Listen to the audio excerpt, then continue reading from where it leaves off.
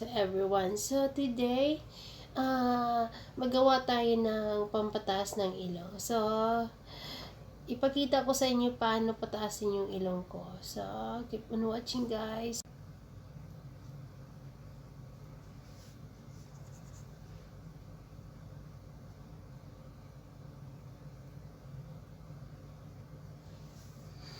So, ayan na guys.